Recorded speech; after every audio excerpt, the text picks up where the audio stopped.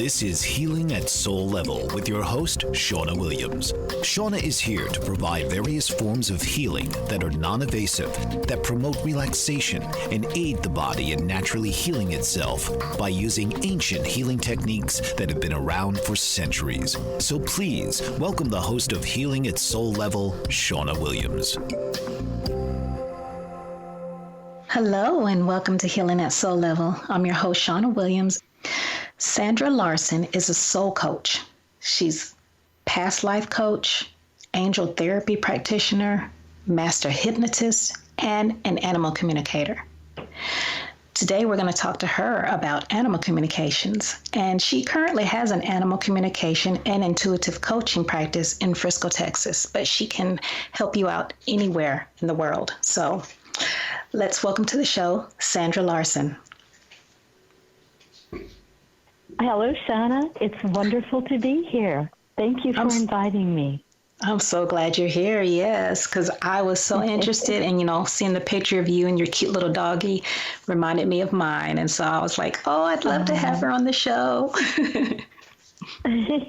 Well, they're a gift to us, are they not? Yes, they are, even if they're very, as my dog, bossy. Yeah. Well, sometimes they know what's better for us than we do ourselves. So how did you begin to communicate with animals, or when was your first time that you did that, I really believe that I was influenced, and my father was a role model for me my whole life. And I know that I had been able to make connections with animals because I saw my father do it my whole life. And, isn't it funny when you do something so much your whole life and then later on you find out that that's a thing? Yeah. And my father, no one ever called him an animal communicator. I didn't even know that expression until much later in my life. But I knew that I loved and honored and respected animals, and that love guided me until I decided to go back and get my master's in counseling. And someone said to me, since you love animals so much, why don't you be an animal communicator? I said, that's great, but what's that? And so as I took classes, I realized how very natural it was for me to do it. And then I said, oh, okay, my dad wasn't so silly after all. We just thought, oh, Dad's just being silly, telling us what the birds say and what they're talking about. And he would just have a whole conversation. He would say something, ask a question, and then he would tell us what the animals were saying back. And he loved all animals, in nature and domesticated animals. And it was such a natural experience. I remember one time I was in a Chinese restaurant, and I was getting ready to order some Chinese food to go. And they said, well, it'll be about 15 minutes. And I noticed there was a huge fish tank.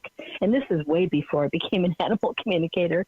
And so I stood in front of the fish tank, and I just started meditating and sending love to the fish. That was all. And so I went into kind of a light trance, a meditative state. And some minutes later, the waitress came out and said, here's your food. And I looked at the fish tank, and all of the fish had formed a ball right in front of me. And as soon as I stopped staying in that meditative state and came out of it, they all moved all over the fish aquarium again. And I thought, wow, even fish can feel love. And it just was a profound experience. And I've kind of tried it as an experiment again. And it really, people should try it. All you do is send love. And so it's just an honor and a privilege to be able to practice this working with animals. Wow. I'm going to try that. That's pretty cool. Yeah. Isn't that silly? Oh, it's wonderful. I mean, especially when you can get a response so quickly. That's amazing. Mm-hmm. I don't know. I just never, I always liked animals, but I just didn't know, that you could really communicate with them like that, staring at them and just like, do you understand me? But I guess they kind of do. I guess they understand, what is it, your energy?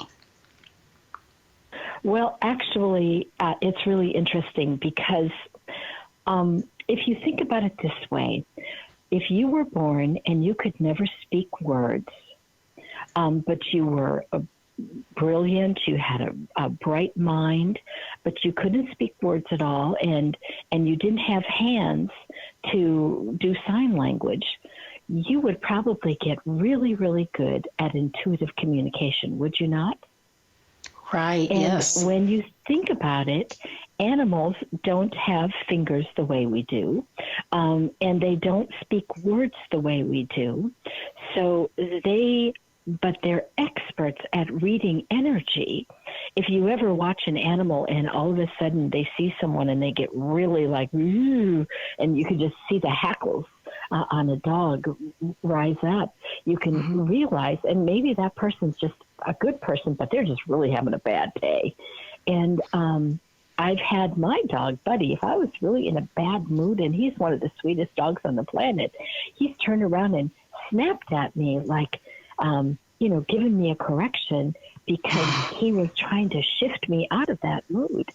So what people, I think, might not understand is that animals are experts at intuitive communication. And we were experts at intuitive communication before we began using words to communicate. And in some ways, words are wonderful, but in other ways, it really can limit how we communicate. You know how that saying, a picture can speak 1,000 words? Mm-hmm. Yeah. Well, intuitively, we can speak so much better when we're tuned in to one another than we can with the limitation of words. So anyway, that's just a different way to look at it. And I've seen animals, or I've heard animals almost like they're tapping on a mic saying, "Can you really hear me? Can you really hear me?" I go, yeah, talk to me. I can hear you. Talk to me. And then, I've had animals that were so shy and they just, were afraid to talk. And then, I tell them, well, I'm not a groomer and I'm not a vet tech and I'm not going to poke you. I just want to talk to you. Well, when they learned that that's what I was doing, then suddenly I couldn't shut them up. They just wasn't good talking. So it's really, really exciting when you can open up that part of yourself that is natural to everyone. It's a matter whether we have that door or window or whatever you want to call it, whether we have it open or shut. And when we open up, there's a whole world out there that we can communicate with. I believe that all animals are sentient souls. And we humans are animals also. We're sentient souls. And if we're sentient souls, we live through eternity. And so the beautiful part is that we can communicate with one another. So. Wow, that's great. I mean, yeah, that's something that I'm going to practice because I think that it'd be cool to know that my dog, or I know what he wants, like really know what he wants. We're going to stop right here and take a quick break, and we will be right back. Welcome back to Healing at Soul Level, and I'm your host, Shawna Williams. Today, we've been talking with Sandra Larson. She does animal communications, and she's already has me just saying, oh, this is so cool. So, Sandra, your life must be so interesting because, you can talk pretty much anywhere. If there's an animal, you can go to the park and just talk to anybody, right? Any animals? Yes. Well, let me answer that with this. As long as they're willing to talk to me. Everything I do is based in respect and permission. And so before I begin just like having a conversation, I would say, "Hello, Shanna, my name is Sandra. I would be so honored if I could talk with you." And that's how I also do with animals. I want to get their permission to talk with them. But I worked with animals in Norway and Sweden and Brazil and just all over the world, because we are not restricted by being just with the animal. We can be anywhere with them. Mm-hmm. Yeah. So, no, do you have a lot of them that don't want to talk? That's very funny. You should ask that question. I have had, maybe I can count on one hand how many experiences I've had with animals that didn't want to talk. And one situation was I was trying to talk with a cat, and she didn't want to talk to me because she wanted her person to talk to her, because she was a very spiritual person, very awake person. And for whatever reason, this cat wanted her person, her partner, to talk with her rather than having me intervene. And of course, I've had a situation, as I mentioned earlier, with a dog that was afraid when we first started talking, and just shut down. I was talking to another animal every 15 minutes in this one event, and this dog just for 10 minutes wouldn't talk. And I finally said, "Is your dog afraid of the groomer or going to the vet?" And she said, "Oh, she's terrified of that." And as soon as I explained to her that I'm not the vet and, I'm not going to clip your hair, she started talking, and she made me late for the next, she wouldn't quit talking. And like, "Oh, come on now, I got to go on to the next one," So yeah, I've had just very few animals that don't want to talk. Usually if they know that someone can communicate with them, they're real excited to talk. Yeah. Mm. Well, I wish people would, ask permission before they start talking to us sometimes. Yeah, like people just blah, blah, blah. Yeah, that's for sure. So what is your method for communicating with them? How do you do that? Well, I've created some acronyms that help. I teach animal communication classes, and I believe anyone, if you love animals and you have a sense of honoring and respecting them, I believe that anyone can speak to animals. I don't think I'm particularly special. So what I've created is something I call the cleric approach. And each of the letters, CLARAC, means something. And the C stands for getting centered first. L stands for love, sending love and appreciation. CLA. A is asking permission to speak to the animal. And the R is receiving the messages, of which I will explain a little more about how we receive messages. The A is asking the animal if they have something they want to tell you or talk about, and appreciating. And then the C is always be sure to hang up or close the conversation. And I really emphasize that because it's just, have you ever been on the phone and then you forgot to hang up and you're going blah, blah, blah, blah, talking, and the other person said, "Hey, I'm still here," So it's important to hang up that conversation. And then in the receiving, I use something called the skates, and that's SKATESS. And these are the ways that I can receive, we all can receive messages from animals, and that's seeing, knowing, auditory, taste, emotions, smells, and sensations in the body, like chill bumps, and then smells. So all of those are ways that we can receive messages from animals, and I've experienced all of those. And in my classes, I try to give people opportunities to experience all of those intuitive ways of receiving messages. And of course, in the animal communication classes, we really have a lot of fun. And usually many people have one or two that they're already operating with intuitively, but they just don't realize it. The people who are powerful empaths will receive emotions from someone, and they could be walking in a mall and they're in a great mood, they're having a great day, and all of a sudden they're like, oh my God, why am I so depressed? Well, they walked by someone and they picked up that energy of depression. And so we have a group called the Pi Circle, and it means Powerful Intuitive Empaths. And we learn how to work with being empathic in this world. And people who are empathic are very good animal communicators. Sometimes people who feel emotions don't always know how to translate that into words, and they think that someone who sees and hears is better. Contraire, that's not true. All methods of receiving messages from animals intuitively are wonderful.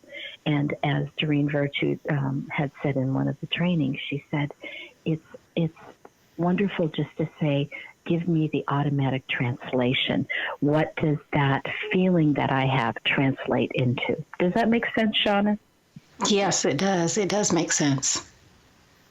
Mm-hmm. I've tried that with my dog a couple of times because I have the empath, ways as well. And so, I still don't know what I'm getting from him. Maybe because he seems like he's happy all the time. I mean, like he's always happy. Well, that is the natural state of most animals, to be in joy. And that's why when we come home and our dog meets us at the door, like, you're royalty when you walk through the door, and they're just so happy to see you.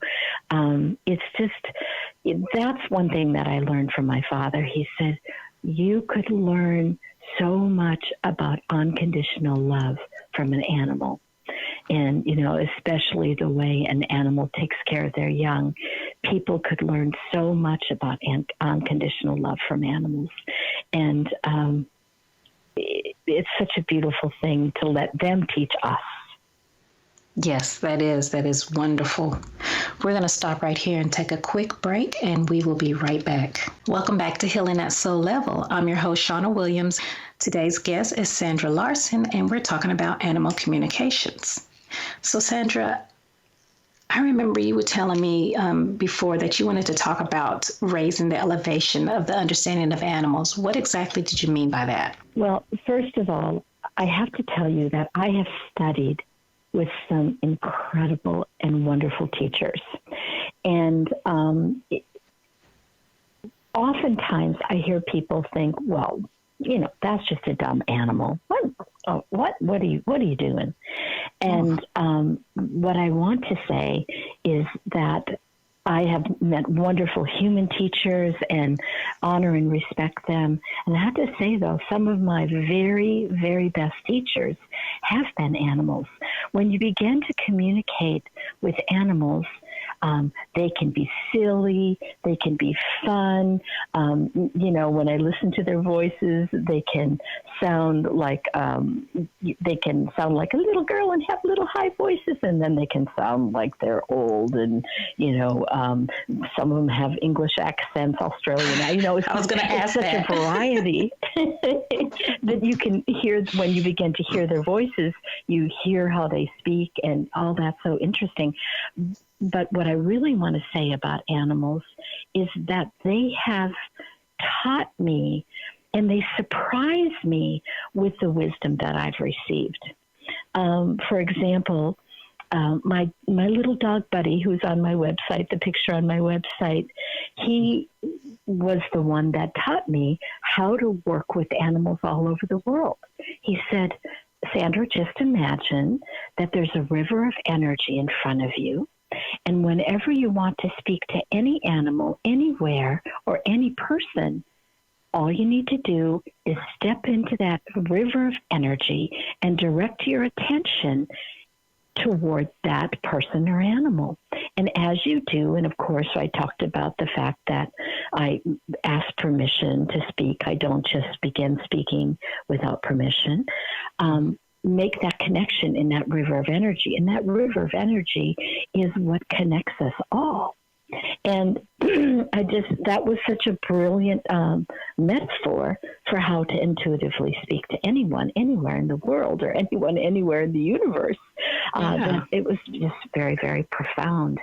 And, some animals, I don't really know about old souls and young souls and wise souls, but I'll tell you what, I have met some of the wisest souls and best teachers through speaking with animals. And it's a whole world that if we're not open to it, we're missing out on so much wisdom.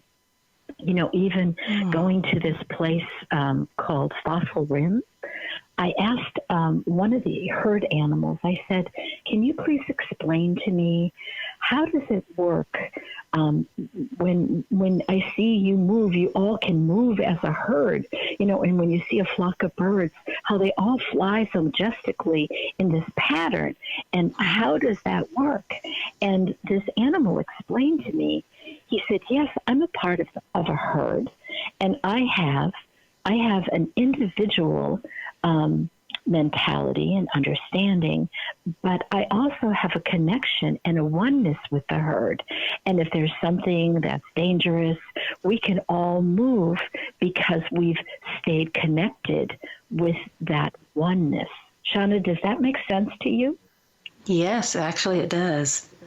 It's like the way we are. Not I'm sorry. Individual. Mm-hmm. It's not just an individual intellect, but it's staying open to that group intellect, or that group consciousness would probably be a better word. Yeah, I think of it as, well, I'm a Star Trek fan, so I kind of think of it as like the collective. You have an individual, but then it's the collective. Mm-hmm. It's the collective, but with the Borg, you don't have a choice. Of course, the animals have a choice, but they have available to them. And I guess what animals have taught me through intuitive communication of all kinds is that I always say that we are all uniquely one. So we're all unique, but we're all one.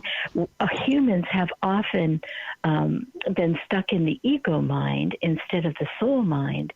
And so they've forgotten about that infinite source connection that's available to all of us too. And we can tune in to that collective infinite wisdom, or we can be stuck in our own little corner, in our own little chair, in our own little thoughts, in our limiting thoughts. And so animals can teach us how to really open up to that infinite source of wisdom and understanding, which is really exciting. Yes, it is. I mean, I know my dog is trying to communicate with me because he stares in my eyes all the time, just straight in my eyes. He'll get right up in my face. Yeah. But he's trying to tune into your soul. He wants to talk with your soul, not your ego mind. Is my best guess. That sounds accurate, but I knew I liked you, but I like you even more because you actually knew and said Borg from Star Trek. Star Trek on the collective. I was like, oh my gosh, she knows what I'm talking about. I do. And a little, one cool thing, this is just a silly little aside. One of my favorite characters was Counselor Troy, because she used her intuition so much. And, in some of these old TV shows, I have to giggle and laugh because I used to think, oh, that's supernatural. And it's like, now we're doing those things. We're doing those things that we saw in those sci-fi shows. Now we use our intuition and we get verifications that it's actually working. So yes. Sci-fi isn't so far off a lot of times, isn't it? No, it's not. Not at all. And so that's actually the explanation you've been telling me about them teaching. That is a way for us to understand how they are elevating. They were like raising the elevation of the world, I guess, the animals. Yes, they're, a lot of people think that, God has a purpose for me and I have to do what God says. I believe that this is my perspective, that we come to the planet and our soul has decided in advance. I don't believe in predestination, but our soul says, I want to have these experiences. And I believe that sometimes, and quite often, there are two souls that are collaborating before we're even born. And sometimes that's a person that is choosing to incarnate in physical human form, and also an animal that's saying, you're going to have a tough time in year blah, blah, blah to year blah, blah, blah. And so I'm going to come and I'm going to be your support system through that difficult time. And I'm going to show you how worthy you are of being loved. And so these two souls, an animal soul and a human soul, are making an agreement or a soul contract. And they come, and that animal is there to remind you of how loved you are and how much you matter. And I do believe in some ways that we as humans we think we're so unlimited because of the way we think and the way our minds work. But in some ways, we can feel so much more separated from source, or what some people call God. And animals are here to remind us, no, my love, you are not alone. You're not separated. I'm here with you. I love you. You're worthy of love. Love yourself, and we'll get through this time. And I believe the greatest elevation we can have is to not only love, but be willing to love and accept our own selves. And as we do that, we have much more love to give away. And that's some of the greatest elevation and teachings that animals can give us. I like that. That's just great. I like that. I just wondered, I have a spirit guide animal as well that I communicate with. Yes. So is that kind of on the same level? That is such a beautiful thing. I do a lot of connection. That's one of the things that I do in the beginning of my invocation. I call in the archangels, angels, and guides before I do an animal communication session. And that's as much for me as it is for my clients and my animal clients. And I believe we all have angels with us and guardian angels with us. And I believe we also have guardian power animals with us, or a power animal with us. Yes. And that power animal can actually be with us throughout our lifetime, just like a guardian angel is with us. Excuse me. We can talk more about that power animals in a minute here. Okay, that sounds great. We'll go ahead and stop then and take a quick break. Welcome back to Healing at Soul Level, and I'm your host, Shawna Williams. Today we're talking with Sandra Larson about animal communications, and when we left off a break, we started to talk about power animals, so we're going to come back and start talking about that. Sandra? Yes. I'm so excited to talk about this topic. I do believe that we have power animals with us, as I said earlier, that, and again, I always like to remind people that these are my beliefs, and you believe what you believe, and I think that's important to state. What I understand about power animals is it's a term called totem animals or power animals, and there may be a power animal that we have with us, like a guardian angel, our whole lives. And that animal is with us. Now, some people have many, many power animals or totem animals, and some people maybe just think of one main power animal. Personally, I have aquatic animals and I have land animals that I feel very connected to as my power animals. Now, you were talking about that you feel like you have an animal that's been with you your whole life, and you don't need to say who that animal is. You can if you want to, Shawna.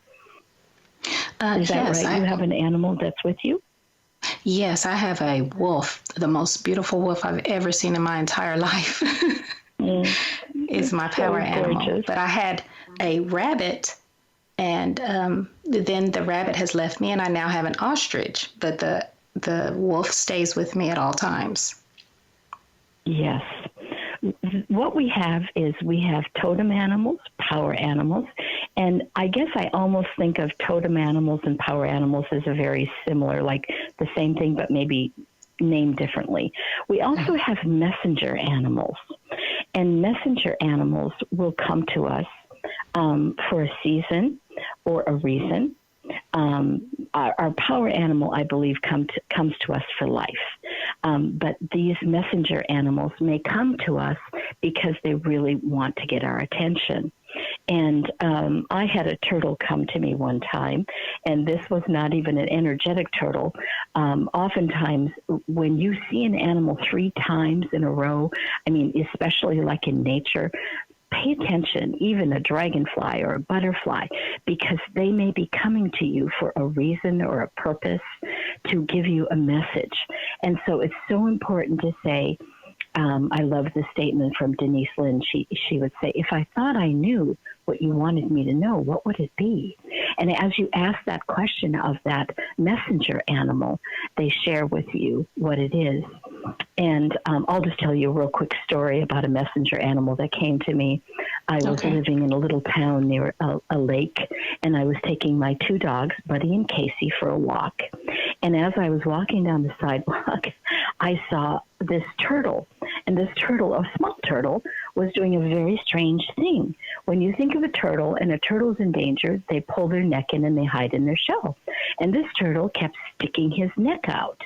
And I'm kind of trying to control my dogs because they're seeing this turtle with his neck out.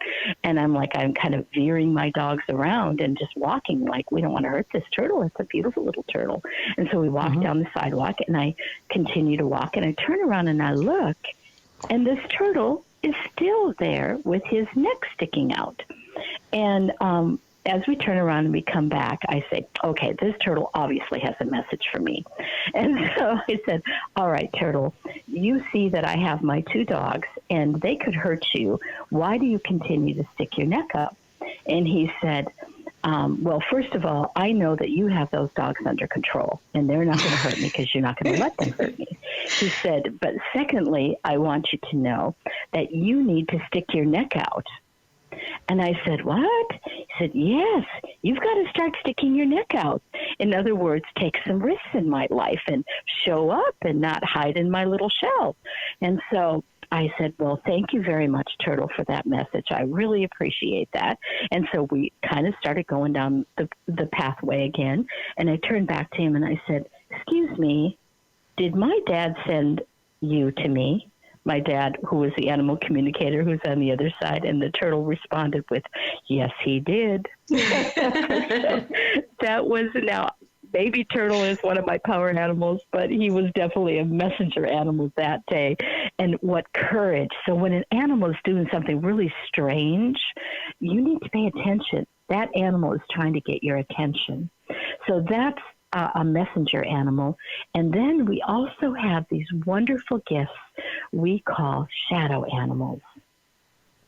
And the animals that you're most afraid of, a lot of people have fear of snakes or spiders or rats or, whatever you're afraid of, that animal is called a shadow animal, and they have a wonderful and beautiful message for you.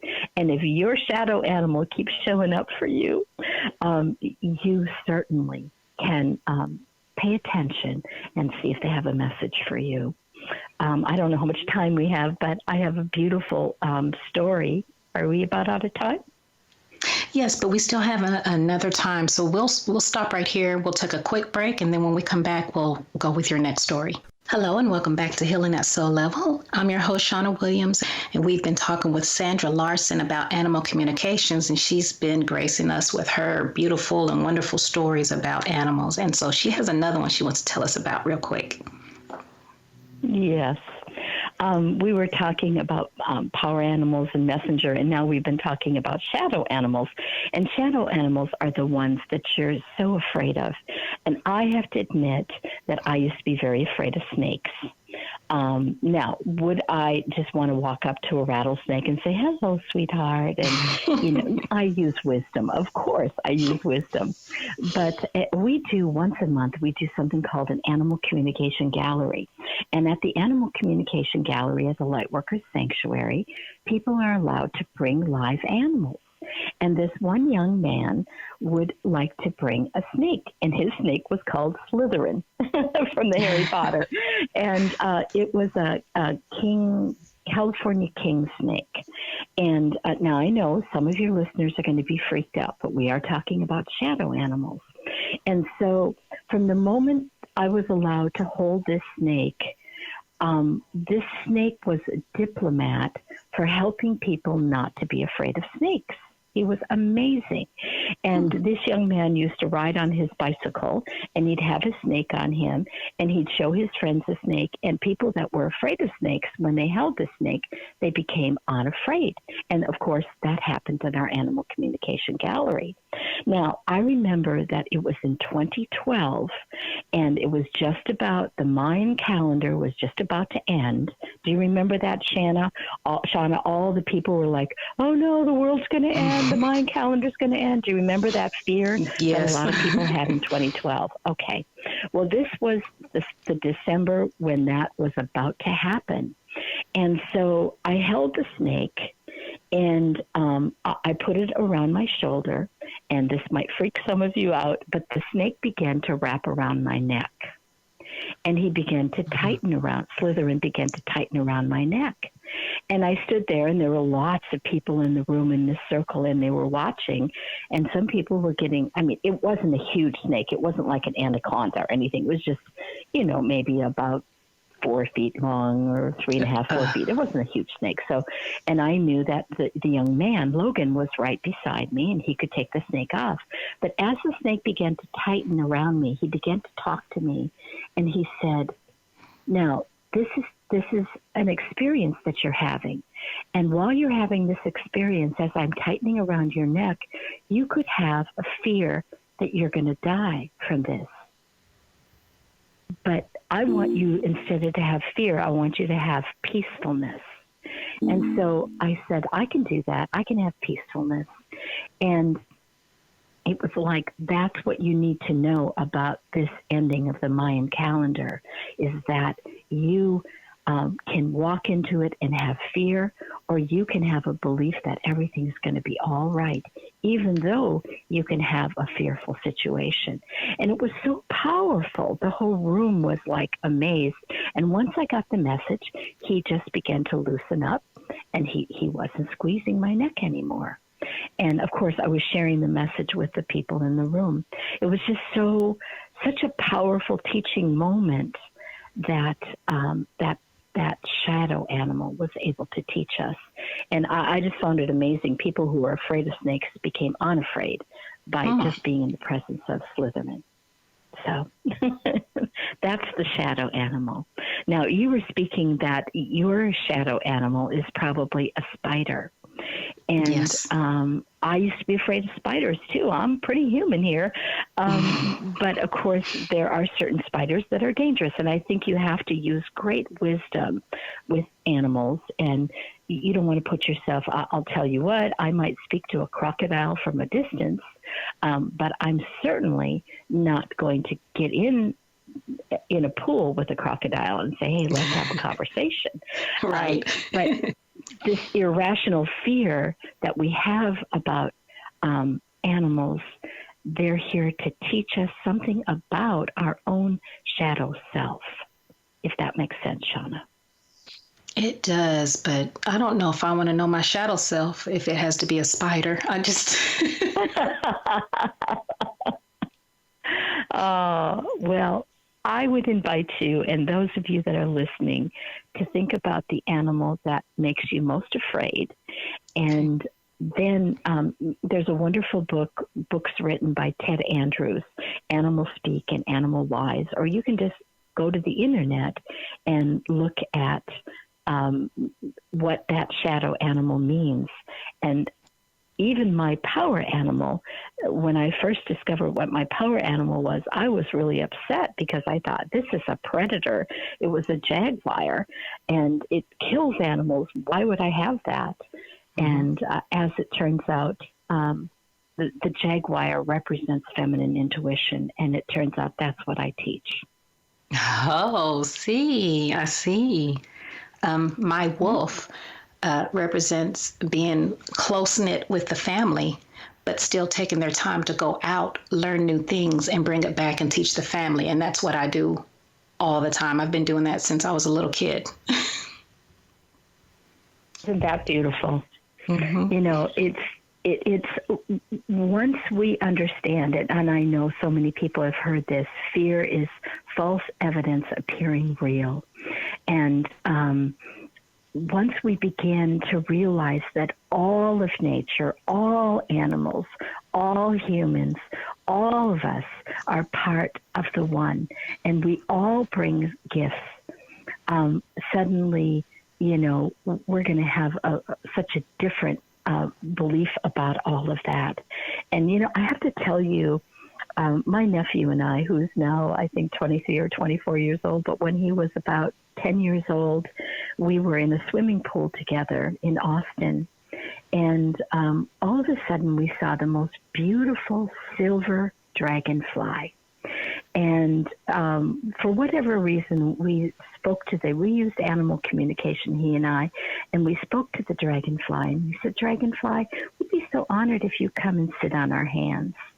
And so the dragonfly, for about 45 minutes, he sat on my hand, and then he sat on Jacob's hand. Oh, wow. And then it was amazing how we had this wonderful communication and connection with this dragonfly. And finally, the dragonfly landed on my head. And if we're out of time, I can finish the story after. Okay, we'll take a quick break and we'll be right back. Hello and welcome back to Healing at Soul Level. I'm your host, Shawna Williams. We've been talking with Sandra Larson about animal communication, and she was just telling us about a story with a dragonfly. Let's go ahead and finish that one up. It was so beautiful as we were in the pool, you know, having this whole connection with this beautiful little dragonfly, a silver dragonfly. The dragonfly all of a sudden landed on my head. And we were with this dragonfly for about 45 minutes. And my nephew, he called me Nana. I was his auntie. He called me Nana. He said, Nana, I would so love it if that dragonfly would come and land on my head. And I said to the dragonfly, Dragonfly, my nephew is very kind and very, very nice, and he would be so honored if you would land on his head. About 3 seconds later, the dragonfly left my head and landed on my nephew. And it was so sweet. My nephew said, Nana, I'm always going to believe in you. Aww. So it was one of those precious moments, and that's a dragonfly. I would encourage you to, whenever you have an animal that comes around you, to really pay attention. And I have about 1,000 stories. I've spoken with, in my career, I've spoken with thousands and thousands of animals. Animals have told me that their stomach hurts and they feel weak, and later on they confirmed that the vet discovered that the horse had a bleeding ulcer and was anemic. So the benefit of animal communication is that they can let you know when something is going on with their bodies. And I always tell people, I'm not a vet, and I don't prescribe, and I don't diagnose, but if we can communicate with the animals, they can tell us where they're hurting. And it's such a beautiful thing to be able to know what's going on physically with an animal, but it's also wonderful to know what's going on emotionally with an animal. And, you know, one thing I like to say is that in animal communication, a lot of times people say, well, my animal is doing this and they're doing this to really get back at me and to be mean and whatever. And I talk to the animal and I find out that there's a problem in the family, or there's a problem, and the animal is doing what they're doing to help fix the situation. And that's something that's really, really quite beautiful, how animals really do try to help. So I rarely do I find that an animal is revengeful or trying to get back at us. Oftentimes it usually has to do with more separation anxiety, and they're chewing something up because they're anxious and they're concerned that their person isn't going to come back to them. So we help with all of that. Mm-hmm. Right. So how could somebody come to you and have animal, communication, or even an intuitive coaching have a session with you? How can they get in contact with you? Sure. Well, they can go to my website, sandralarson.com, and Larson is Larson. And my email is Sandra K. Larson, soulcoach@gmail.com, and that's just the initial K, Sandra K. Larson, soulcoach@gmail.com. My phone number is 972-955-2756. Again, my phone number is 972-955-2756. And I have a beautiful scheduling system, so you can go right to my website, click on book a session. You can see all of the sessions that are available. I'm also available for one-on-one mentoring in animal communication, and I also offer coaching packages in which my best package offers my services in a package at half price. So they can reach me that way, Shawna. And they don't have to be local, correct? No, I'm laughing. Local, meaning in an area rather than crazy right now. I'm teasing. Right. No, we some people might call me local. I don't know, but I'm teasing. No, we can work anywhere in the world. I have a phone system that allows me to work with people that are I live in the Dallas-Fort Worth area, so if you want to come and see me, I have a meditation studio, and if you're in the Dallas-Fort Worth area, I can certainly come to you for a home visit to meet your animals. And I'm also very open to teaching classes throughout the world. If you have a group of people that would like to learn animal communication or any of the other classes, we can do that too. Okay. Well, thank you for being on my show. It was very interesting. I love all the advice you gave, and the shadow animals I didn't know about, so that was good. I'm glad that you gave me that information. I will be looking that up. I'd like for everybody to tune in next week so you can hear about astrology with my guest, Tracy Darling. To listen to this podcast and any past podcasts, visit my website at indigo-qi.com. You've been listening to Healing at Soul Level, and I'm your host, Shawna Williams. Thank you for tuning in. Love and light. This has been Healing at Soul Level with host Shawna Williams. Listen each week as Shawna will help you discover the different healing modalities and how to use them in your everyday life, right here on Shawna Williams' Healing at Soul Level.